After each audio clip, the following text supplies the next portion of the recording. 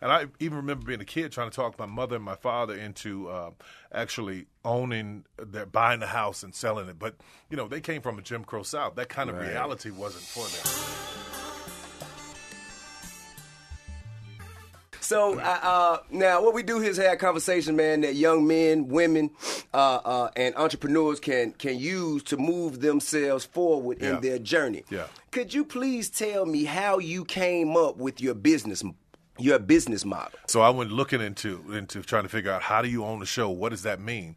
And ownership was key for me, because when I was a kid, man, my father worked for this. He built houses. This white man that he loved, right? This white man down the street built these houses for. And he, come on in here. That's the good stuff. Introduce Tyler to the tequila, man. No. I know 1942 well. You know what okay. I'm saying? All right. There you are. I was about to get deep. I'm good. I'm good on the ice. We're gonna take it neat. We're gonna take it neat today. Yeah. So you got to get some glasses in here, man. Man, man. We don't want people to get too comfortable. All right. No. You know what I'm saying? Come on, sit down. Let's get on up out of here. Cheers. Man. Cheers. To making it. Yeah. Here's the thing. My father worked building houses for this white man, as I was saying. And he would come home so happy because he had made $800. He made his money. So I made this much money, and he had to pay his employees out of it because he had other subs under him. Right. And I always watched the man who built the house and owned it sell it for $80,000. So he got 80, my father got 800, and he thought it was a wonderful thing. And I even remember being a kid trying to talk my mother and my father into actually buying the house and selling it. But, they came from a Jim Crow South. That kind of reality wasn't for them. They didn't get it. Right. So ownership was the key, man. Ownership, that's the thing that has changed everything in my life. I own every play, every movie, every character, every TV show. It's all owned by me. And that is what has set the difference of me being able to say, I'm going to set a path where I can open the door for everybody else. Absolutely. Or waiting for somebody to give me a job. Man, now you touch on a key point when you say ownership, and you come from absolutely nothing. Yeah, you come from the bottom. And it's a lot of people listening who also would love to come from the bottom and put their dreams into effect to yield the kind of results that you have. How do you start? Like ownership, because usually we defer our ownership to someone for startup costs. Yeah. So how do you start? For me, I wasn't going to do that. I went to H&R Block, did my taxes, saved my tax money, invested in my first play, put it up. It didn't work out. I went on tour for every time I do the show, but there was always somebody who wanted to audition. This tequila hit me real quick. Hold on, I'm gonna have to something else in this 1942. I'm gonna have to slow down a minute. Wait a minute, let me concentrate for a second. Give me some water. Y'all bring me some water. So you say I said audition? No. What I said. So I have my tip. Shit. All right.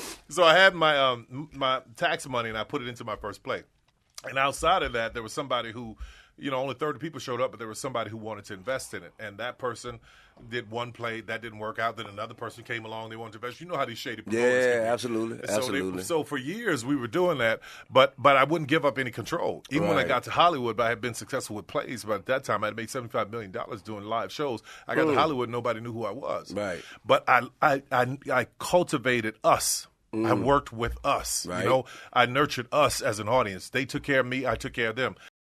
How much of a translation did you have to do? Because I imagine there's an incredible amount of translation, especially when you turn your film in. Yeah. And I'm sure there are comments that come from executives like, well, I don't know about this part. And why does this have to be in there? Nope. You have full control creatively. I went to Fox Searchlight was the first place.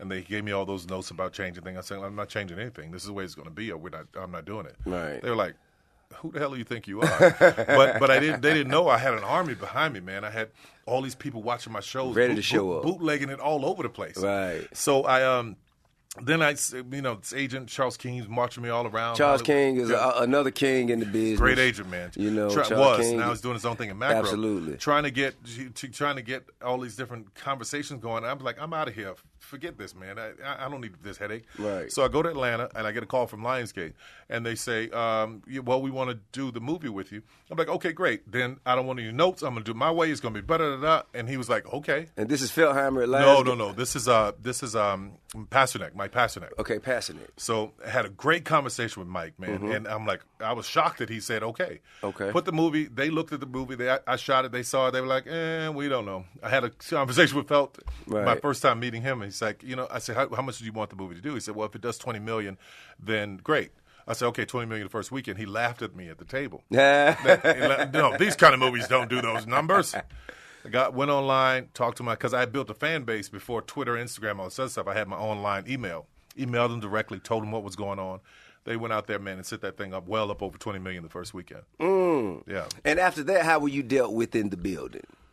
Did they say, okay, well, we clearly see this gentleman knows what he's doing? No. Did you have some? No, thought it was a fluke. And that's why I tell people, stop fighting to make people understand who you are. Right. Stop fighting. Say, I did this, and I stopped giving your damn resume. Shut your damn mouth for a minute. I tell you why. Because you can make the best deals when you're underestimated. That's real. Don't go in there telling them how great you are and all the things you do. Just like, well, how about we do this? Just say you got to deal with somebody that's a big industry thing, and they don't know what to do with you. They only want to pay you a little amount of money. Gotcha. Okay, I'll do that. I'll take that little amount of money. But let me ask you this: if I get this many people to show up, then you give me this more money, this more of an amount, right? Which is so important that we learn how to. That's called a back end bonus, isn't it? No, but not even that. I'm talking about real. Okay. Real back end, because a lot of times they play equity. games with it. Yeah. Equity percentages in perpetuity. Exactly right. Okay. So just having us understand that we're at a disadvantage because we're black and this is not our town. Right. We've got to come in and understand how they play the game. Sure. And realize that we can get in and get to what we want to get to by not selling out, not doing anything crazy, but by understanding how they play the game.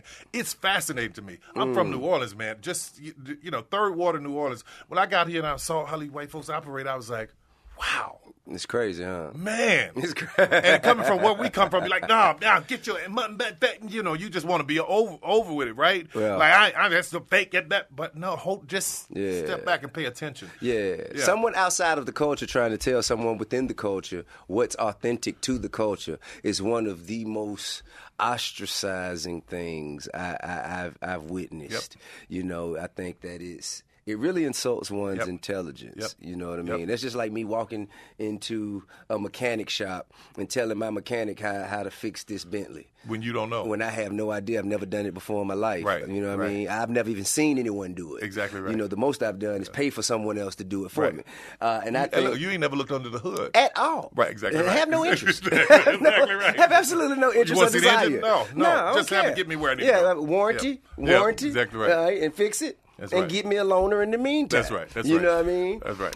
And I think that's something that we have to, like you said, you have to get, you change the game from the inside. Yeah.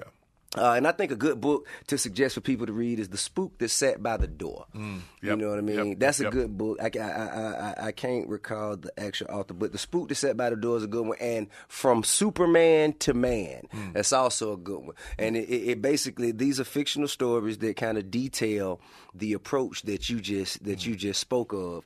And I think people can relate to it and they can use it on their journey.